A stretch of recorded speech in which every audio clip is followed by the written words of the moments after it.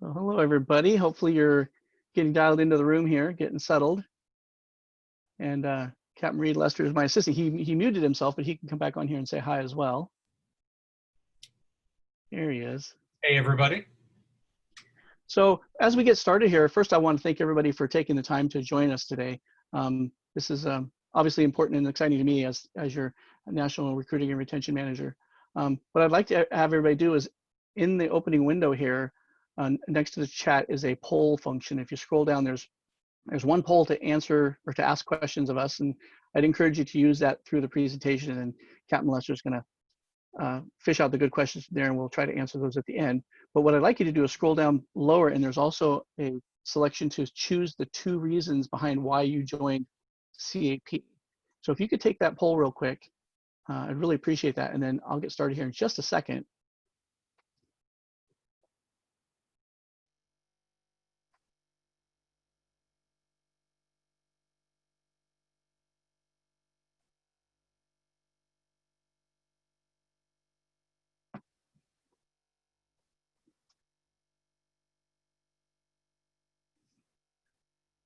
We'll go ahead and get started.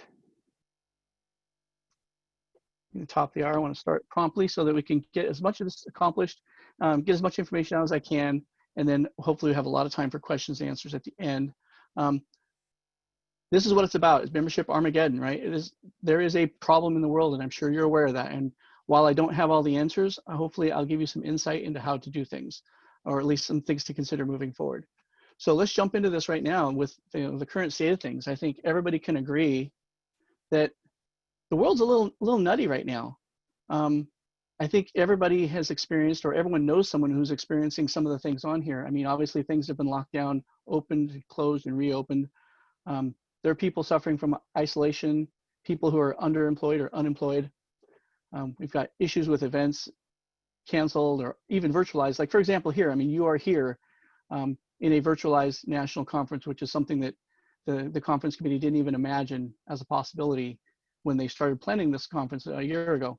And it's kind of amazing to me personally to think that, there are about 10,000 people that have registered for this event, and that represents about 15% of all of Civil Air Patrol. And I don't think since World War II, 15% of CAP hasn't all been in the same place at the same time for anything. So I think this is definitely unprecedented. It just kind of speaks to the times that we live in. But, like I say, business as usual is just no longer an option. It's really a world right now that is in turmoil, and we're going to try to work our way through this and try to come up with some sense of how to challenge these problems that we have here. So the query that I asked at the beginning of that poll is to think back when you first became a member and ask yourself, why did I join Civil Air Patrol? And there are some survey results here on the side, and the 2 that have an asterisk next to them are actually ones that I added.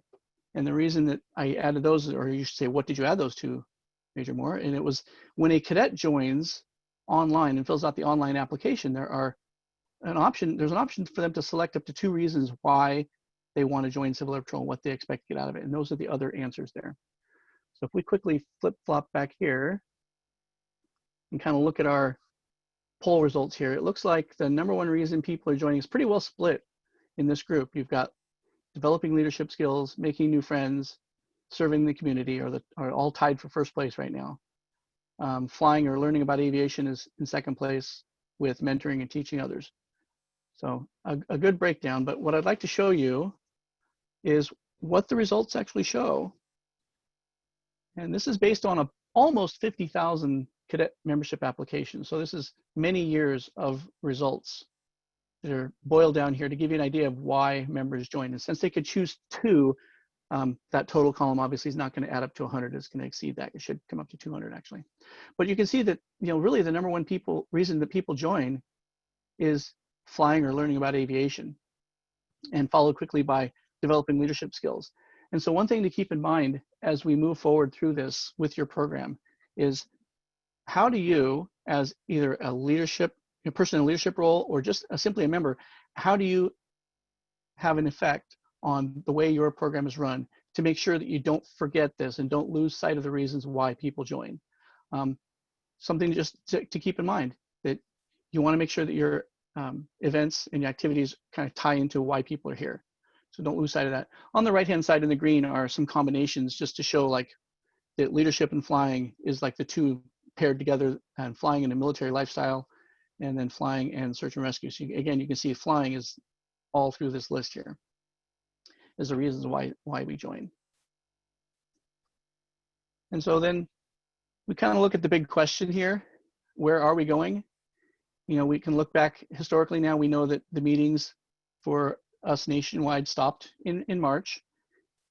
And as a result, you know, membership levels dropped off. And I say here that they've dropped to levels lower than, or that we haven't seen since 2000, but I say that with an asterisk really because I only have access to data that goes back to 2000. And I'm actually sure that we probably haven't had these few number of people join in a single month since long before I was probably born, to be quite honest. So you can see that there was definitely a precipitous drop there in new membership. The cadets are the red line and seniors are the blue line there. It dropped way off. And to take a look at this in a different perspective, same basic graph, but presented differently. If you look at that line along the top there, you'll notice that it really drops off between June and July. And this is just the beginning of a roller coaster downhill. I'm not going to say gloom and doom, but that is kind of what we're facing as far as membership. And there's a couple of reasons for this. First of all, we have to remember that our senior membership is pretty flat. I mean, senior members tend to join and stay involved. And even if they aren't actively involved, they will still renew their membership because they know that it's a good organization and they don't have any problem paying that annual membership fee. Cadets, on the other hand, are, well, cadets are a perishable resource because they age out of the program.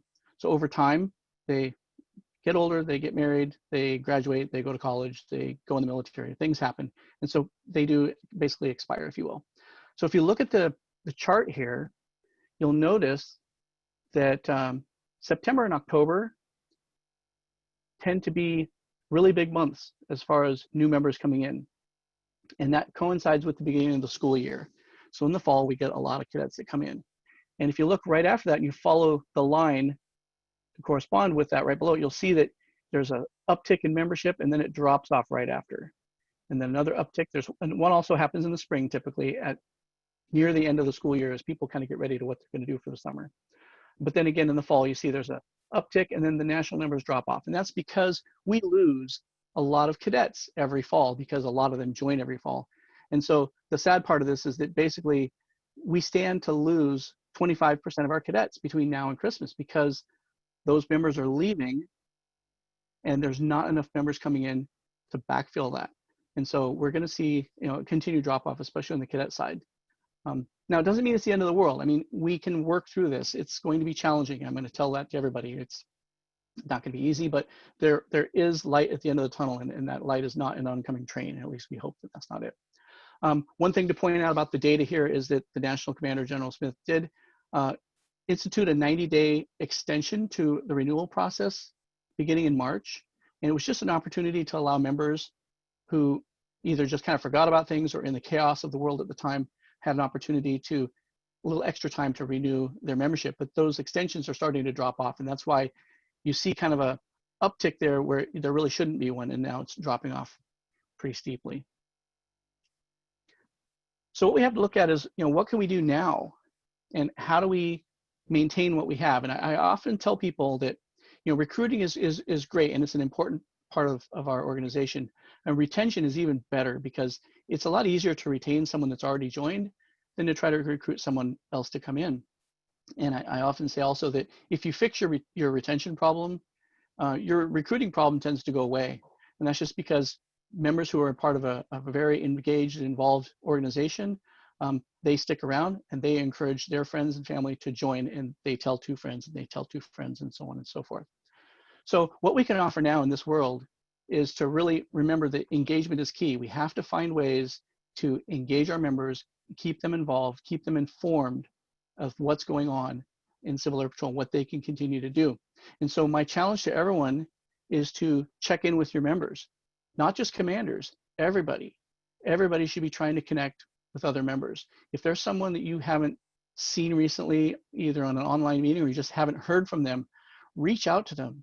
And that's really important because remember at the beginning of that opening slide, there are people out there who are having some tough times, and they may not be in a good place right now.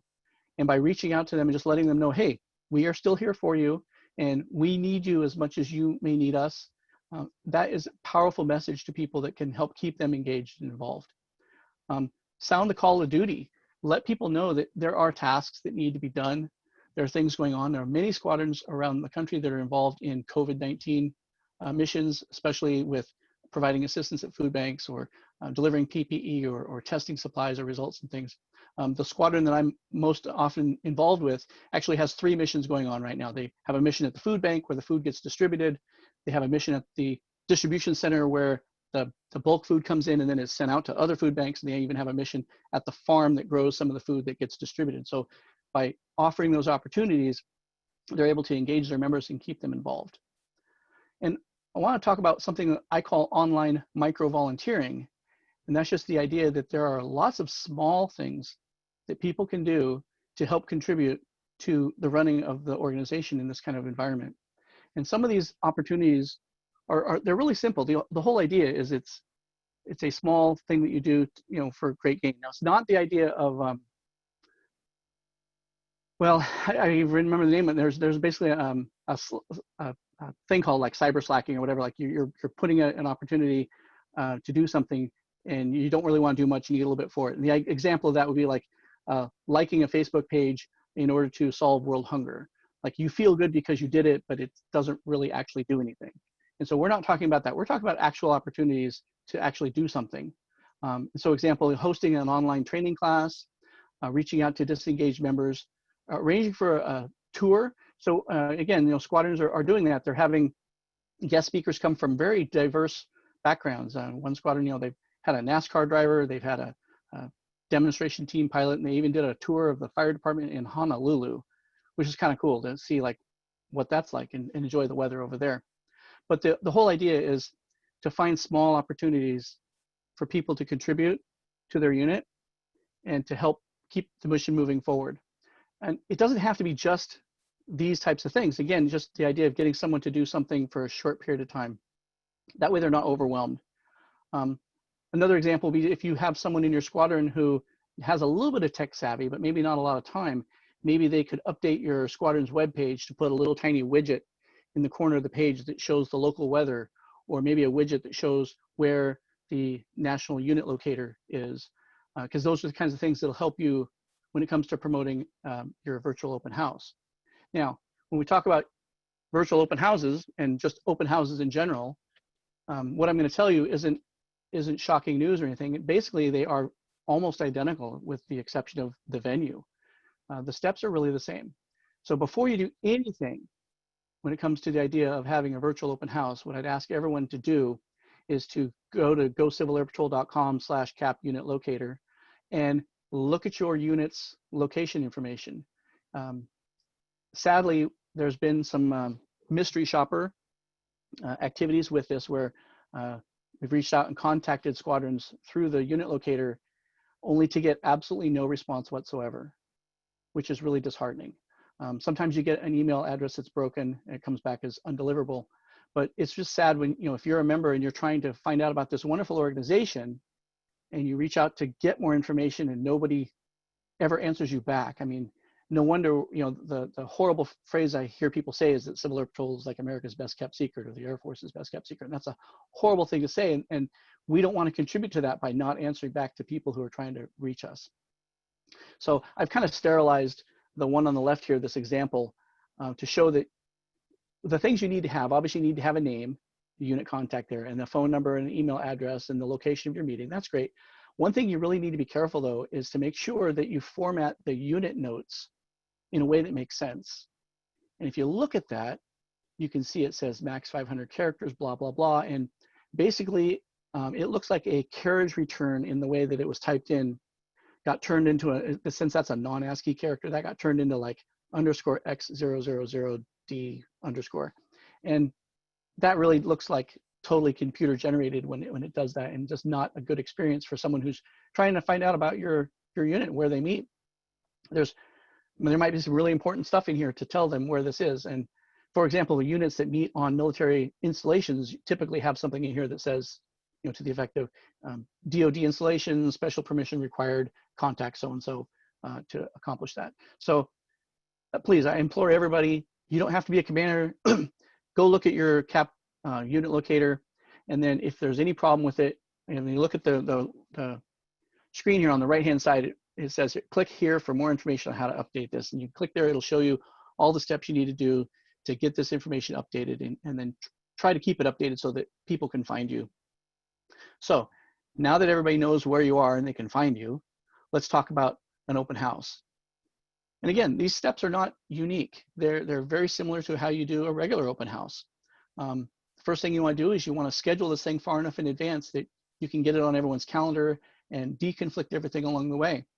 You're getting your recruiting materials presented. You're going to set up some kind of registration process. It doesn't have to be high tech. It could be just simply asking people to send an email to someone. You also have the option of resources online. That there are actual registration sites that will help you to set up your event. So come up with some kind of registration process. And then also, this is a good time to collect photos of your unit's activities.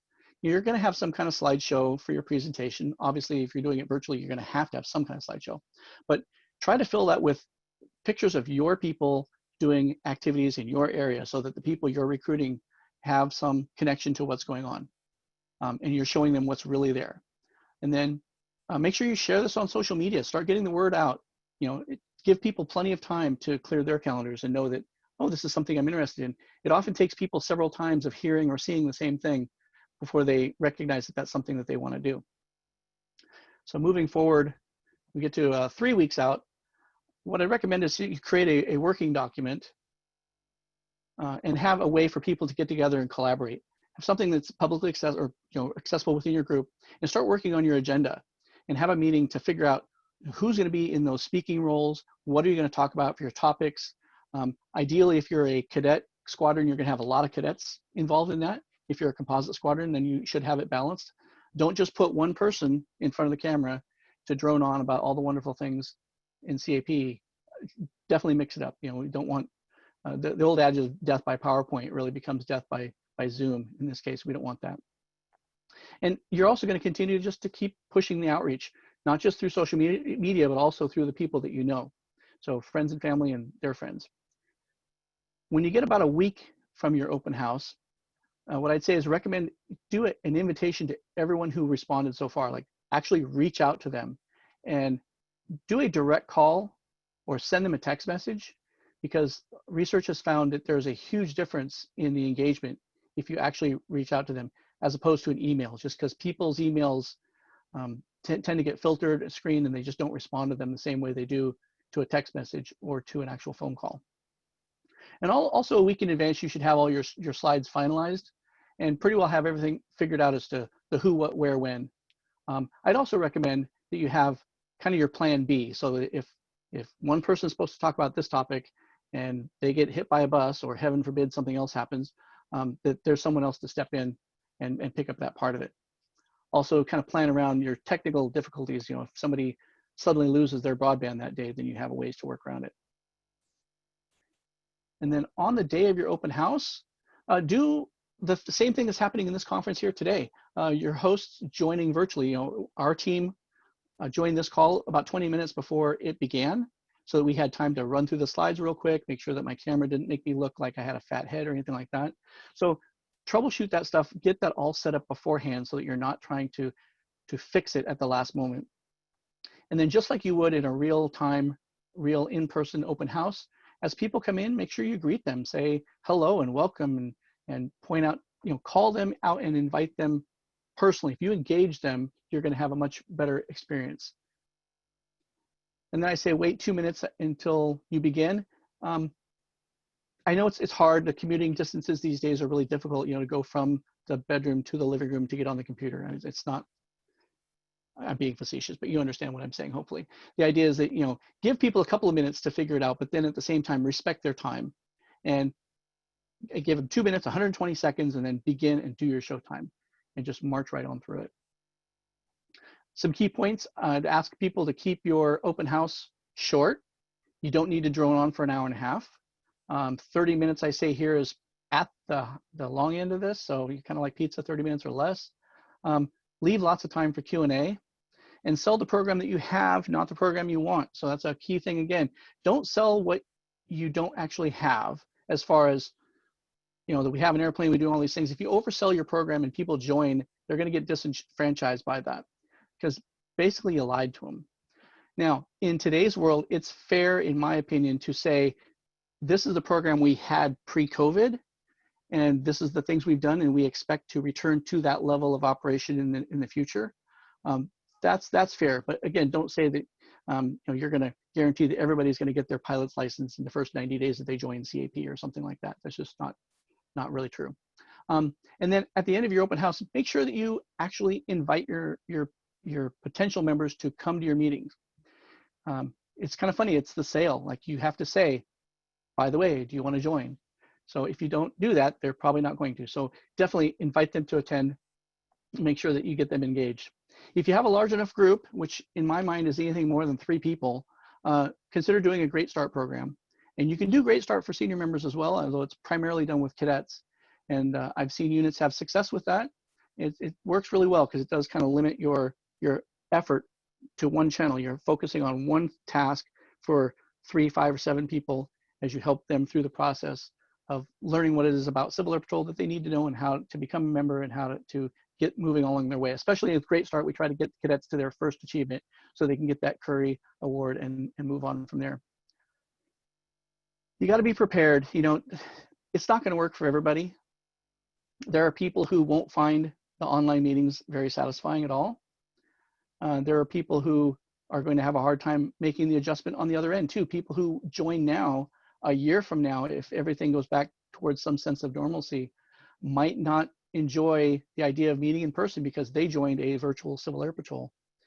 I think we can all agree that virtual CAP is not real CAP, but just be prepared for that. Is kind of have in the back of your mind that that's something that's going to come up, and be ready for it. As always, keep your members engaged and motivated throughout the entire process. And the biggest thing here is also just to celebrate your successes.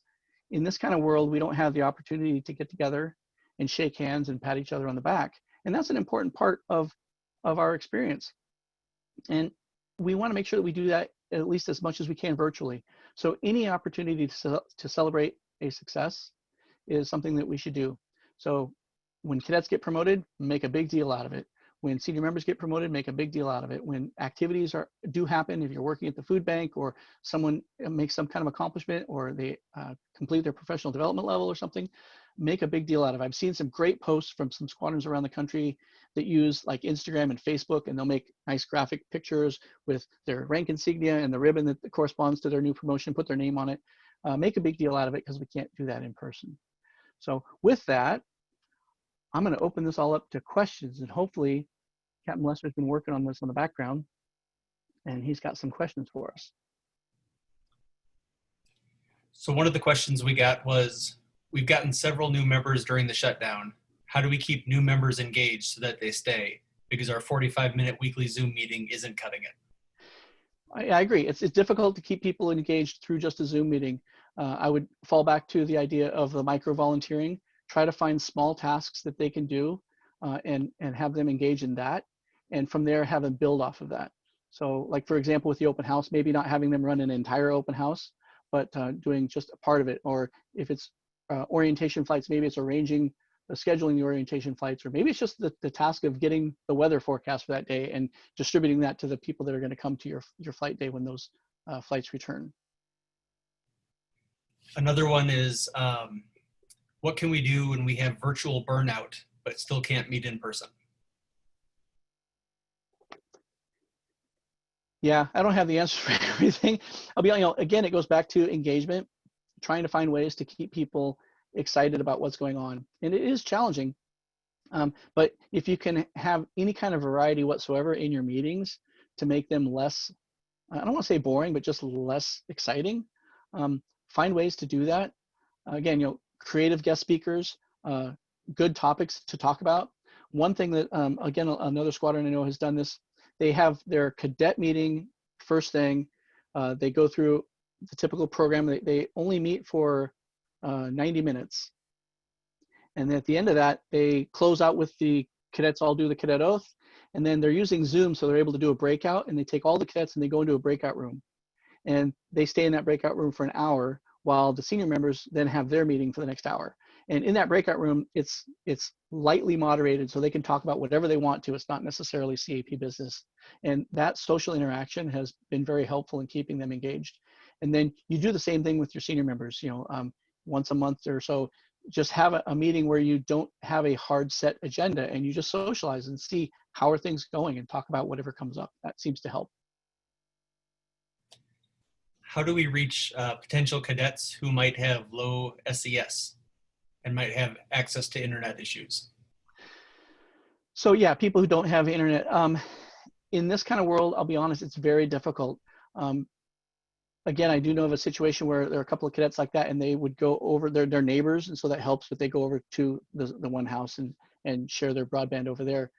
It's going to be difficult, but other ways to keep them engaged, at least on the telephone, to let them know what's going on, give them updates.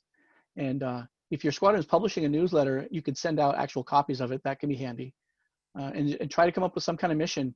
If you don't have something going on in your area, reach out to your emergency providers in your area and see if you can start a COVID support mission. And that would give an opportunity for your members to do something in person. How can we set up a place where squadrons can share resources like presentations or ideas for online tours or activities? Well, gosh, I would think that Facebook would be a great opportunity to do that, although there really isn't a group for that. So Reed, maybe you and I need to create a Facebook group where people can do that. What do you think?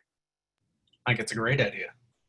Yeah, we might have to do that. That might be an action item for us. But yeah, because you're right, we need a place where people can kind of cross-pollinate. I know there's a group on Facebook for training opportunities, virtual and online training opportunities. So maybe we need to do something like that and then invite everybody to join. Could you talk a little bit about the Great Start program and how people are utilizing that and having some success around it? Well, Great Start is a whole presentation on its own. In a nutshell, I like to use the analogy of a flight. If you're going to go to the airport and you're going to fly like from San Francisco to New York, you get in the airplane and you take off and you get there. Now, that's the way Great Start's supposed to work. Everybody gets on the airplane at the same time and the plane takes off and goes. But what ends up happening if you're not using Great Start is you get on the airplane, you start to take off, you stop after 100 yards, and 2 people get on and 1 person gets off, and you go another 200 yards and you stop, and 3 people get on and 1 person gets off, and you keep doing that the whole way and you never really take off. And without being able to take off, you don't really have a program that can do anything. So you spend all your time constantly in training mode, and you're just kind of spinning the wheel endlessly. The nice thing about Great Start is you focus your effort into a pipeline, if you will, where everybody joins at the same time and everybody gets the same indoctrination, the same training, the same education and testing along the way, so that they're all together as a cohort. And when they come out, now they're ready to go. And you can have a program then to take those cadets or those members and move forward with them. And you basically hold off on your admissions of new members until your next cycle. You can do those quarterly or twice a year. More often than quarterly tends to be too often for most units, because you want to have time to fly and to be able everybody else to relax and get ready to do it all again. And people will say, well, we don't have resources to do this, but you'd be surprised if you have one person processing membership applications every single week all year long. That's pretty bad. But if they only have to do them 4 times a year, it works out to be much more efficient. So hopefully that kind of answers that. We've lost cadets who have cited a lack of O flights as their reason to leave. Are there other hands-on activities with the aircraft that we can give them? Off the top of my head, I can't think of any direct aircraft-related activities besides washing the airplane, which isn't very engaging. So yeah, that's, we go back to the second slide here, right? Is why do members join? Flying in aviation is the #1 reason. We are the Civil Air Patrol. We're not the Civil Ground Patrol or the Civil Sea Patrol. So yeah, we really have to find ways to do that. And in the current environment, it's just really hard because you can't. So I don't know if I really have a good answer for you there. And if anybody has an answer or a recommendation, by all means, please share that in the chat. I'd love to hear it. I can tell you our squadron bought a flight simulator, kind kind of an advanced one, and we've had a lot of success with cadets coming to use that. Good idea. Does National have the budget to provide us with WebEx, Zoom, or Teams? It's expensive at the squadron level. To my knowledge, no. But then again, there may be money somewhere. I know my budget is practically zero. So I don't know if Marie or Susie has any comment on that, but I'm not aware of any funds being made available for that right now. This is Marie. I'm not sure that what kind of funds that would be. You know, what are we talking about? I have no concept of what that would cost. And that would really, and it depends on, are we talking about all squadrons, we're talking about some squadrons, you know, could they use our existing platform, or does everybody have to have their own? So I think it would be a question to ask. The bonus is, if it is something that comes out of the Air Force money, we do expect to have a whole lot of fallout money, which is the leftover money that we couldn't spend because we can't do the missions that we normally do. So it's definitely something to contact me about, and I can get with IT and see what we're talking. You know, I don't understand. I don't know the scope of it, so I can't give a good answer. But maybe about that. Right. Okay. So yeah, there's the possibility, I guess, like she said, you know, of getting funds in the future, but we're gonna have to look into that. So thanks, Marie. Is there a correlation between retention of members and ongoing COVID missions, actively engaged members versus virtual activities? Not that I know of, but I would assume that there would be you know, anybody who's engaged is going to be more likely to stay a member than someone who isn't engaged at all. So.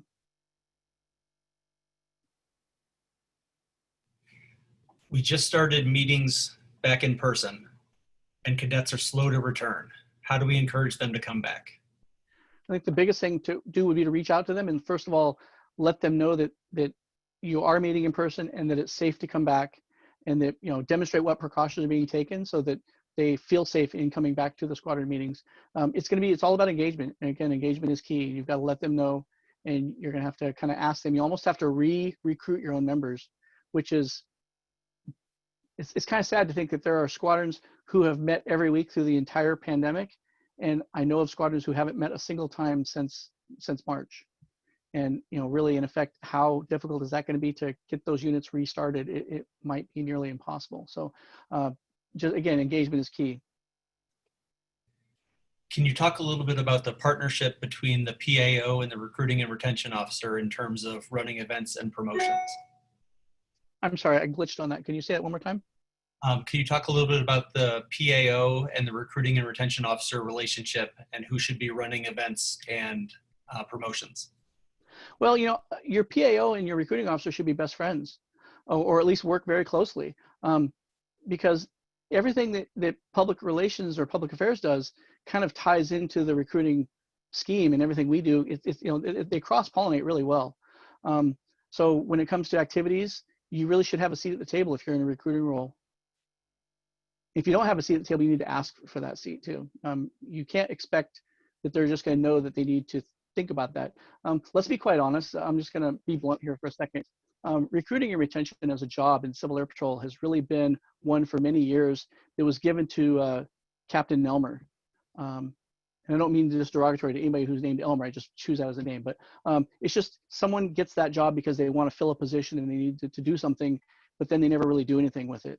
So don't expect people to reach out to you in your role unless they know that you're doing something and you're being active about it. So you need to kind of get out there and sell yourself a little bit to the other people in CAP and say, hey, you know, I'm in this role and let's engage and work forward on this. And you and public affairs need to be really close buds. We had a comment, since many cadets have never seen a small aircraft up close, consider doing a virtual meeting with somebody at the airplane to teach about the aircraft. It will also help prepare them when they have the chance to fly. Absolutely. The nice thing about virtualization right now is you can tour and see things up close without leaving your living room. And they just did this Tuesday, there was a squadron did a virtual tour of the air traffic control center and the tower at the airport. So they got a chance to see what was going on there without having to actually be there. tours of aircraft, large aircraft, military aircraft, all that. There's no reason why you can't do that. It just takes a little bit of that micro volunteering to get someone to start making the phone calls and find the right person. With just a cell phone, you can typically do a Zoom or Google Meets virtual, I want to say virtual tour that way. Is National working on developing things for us to use in meetings, like videos or interactions? I know that the public affairs team has been working on stuff, but I don't know to what level that's been. I know that it's on everyone's mind right now. What can we do to help? But I don't know if there's an actual program. So I'll be quite honest. I don't know if I have the answer. I know that so everybody on here who's involved in recruiting and retention, you should look on Facebook. There is a group called Civil or CAP Recruiting and Retention Officers. And there is a group there. It's a closed group, but you can request to join and I'll let you in and we can talk recruiting and retention stuff there.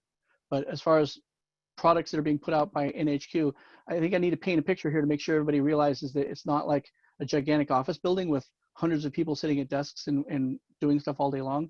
That National Headquarters is actually a very small organization. And most of the legwork is done by my members in the field, like the people on this call. Quinn made a comment in the chat that said Kentucky Wing has a statewide meeting every week that is cadet-led. Squadrons take turns presenting topics each week. Doesn't replace the squadron meeting, but it's a good option for everyone to participate. That was awesome. I've been encouraging that along the way with units I've been involved with. I know one squadron out here on the West Coast is actually having their meeting with 3 squadrons in total, and one of those squadrons is a 250 miles one way away from the other squadrons. So the nice thing about virtualization is it does remove those geographic boundaries. And the idea of having a larger group session, so whether it's a group or the wing having a meeting, I think is fantastic. And I would definitely encourage people to consider that. Another thing in that vein is I know one state, I think it's Kentucky, does a wing-wide open house where they have an open house all in one week. And I'm trying to push through and see if we can do something similar either on a region level or on a national level where we just pick a week nationwide and say everybody should try to have an open house during this week so we can focus all of our advertising efforts and publication efforts, publicity efforts.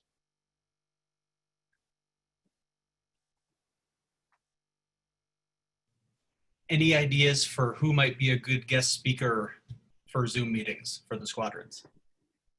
You know, almost anybody can be a good guest speaker as long as you can find some way to time in. So for example, one squadron had a NASCAR driver who was a former Naval Academy graduate and Navy officer, submariner, who is now like a top contender in the NASCAR circuit. Fire chief in Hawaii, as I mentioned before, was a good one. We've had members who have a family member in the military, and you have load masters and jobs like that where they can get online and talk to the cadets about what that's like. Also former cadets who, you got to remember that, your cadet life is kind of, it ends when you leave the cadet program, but those cadets go on and become dynamic American citizens, and sometimes calling those people back to have just a Q&A session and a chit chat with everybody saying, yeah, I remember when I was a cadet at the squadron and I went on to do these things. It doesn't have to be military. I've got former cadets of my own who've gone on to become literally doctors and lawyers and fighter pilots and politicians and well-rounded people. So getting those people in to tell their story, I think, helps. Another comment from Eric was that they're running virtual ES academies and virtual line searches just to do something. Yeah. If anybody can come up with any way to do something, one thing that I know of is a virtual tour of a museum. Basically what you do is you go scour through the museum website in search of certain Easter eggs or screenshots of certain things, trying to find them. So you're trying to find a screenshot of a certain aircraft at a museum or a certain artifact or something like that. So again, it encourages engagement and keeps people thinking about Civil Air Patrol and our missions. Whose budget should be used when it comes to creating and buying recruiting materials and stock recruiting booth items, the PA or the recruiting and retention officer? If either one of them has a budget to begin with, then they should use it. The squadrons, typically, again, I'm going to kind of go off the rails here a little bit. I don't personally see as much value in pamphlet type recruiting materials any longer. I know the plan is to start working to update the ones that we do have, but they're just not effective in today's world. There's not many people under the age of 60 who get a lot of value from that type of media. We had a lot of success units have with using business cards or business card size things with a QR code and contact information, especially like in a public event. You can pass those out. They cost pennies a piece. People put that in their pocket. They take it home later. They take it out. They scan the QR code. They look into it and they go, oh yeah, this looks pretty cool. And they look into it more that way. It's just a different world. As far as who's going to pay for it, I mean, ultimately, it's one Civil Air Patrol. And even though you may have a department budget, it's really kind of that squadron, that unit needs to really find a way to fund it so that you can do the job you need to do.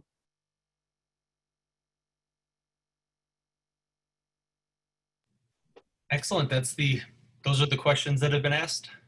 Wow. Those are great questions, everybody. Thank you very much for that. That's a good mental exercise for me. And we should be about 40 minutes into this, if I remember correctly. So I think we're just in the last few minutes. If there are no burning questions, then I'll go ahead and thank everybody for participating and see if our poll results changed any. Oh, wow, I'm surprised that the number of people about developing leadership skills dropped. Serving the community shows us the #1 in this group. So good to know. Well, thank you everybody for your participation. This has been recorded as we've been doing this today, and it will be available for up to a year. So tell your friends and family when they have nothing else that they want to do, they can listen to Major Moore talk about recruiting and retention. Thank you everybody for your time. I really appreciate it. You guys have a wonderful day.